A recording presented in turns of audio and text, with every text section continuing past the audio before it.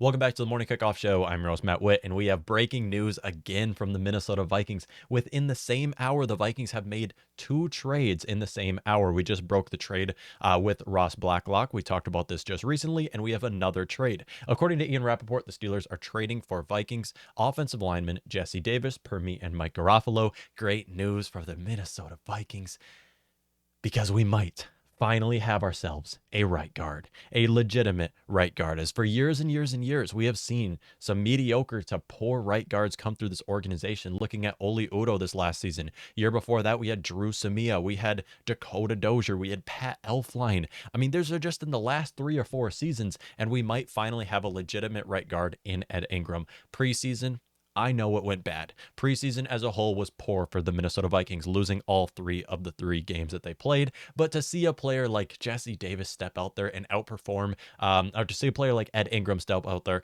and outperform Jesse Davis puts a smile on my face because this was a must-needed spot for the Vikings to make. A must-needed move for the Vikings to make was drafting Ed Ingram at the back end of the second round. Just shows how desperate the Steelers are at offensive line, trading for Jesse Davis. Wow.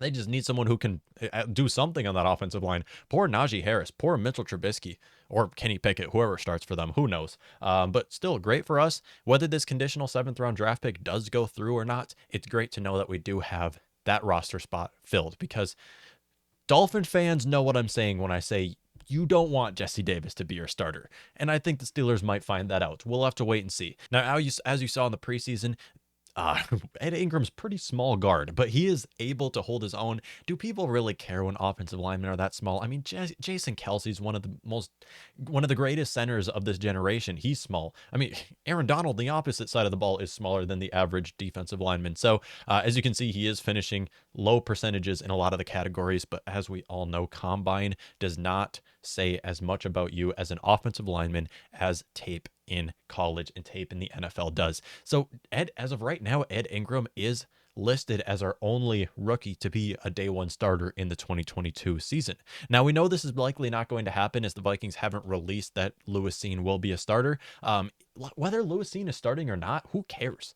I mean, Cam Bynum looked amazing. So that aside, great to see that we might finally have a legitimate offensive lineman protecting for us at the right guard spot. And I know I have talked down on this Vikings offensive line, but if Ed Ingram works out, if Garrett Bradbury hits that year 4 jump that we have been waiting to see him hit, we might have one of the best offensive lines in the league. And this is the ceiling is high, the floor is low for this Vikings offensive line. We could very well be one of the worst in the league.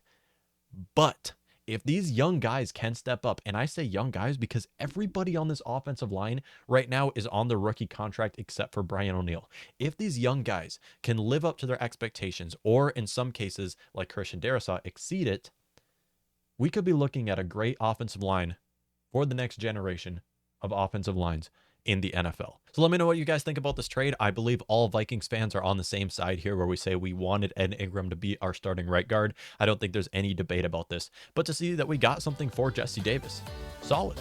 Now I'm curious to know, Oli Udoh, is he going to be a backup right tackle? We'll have to wait and see.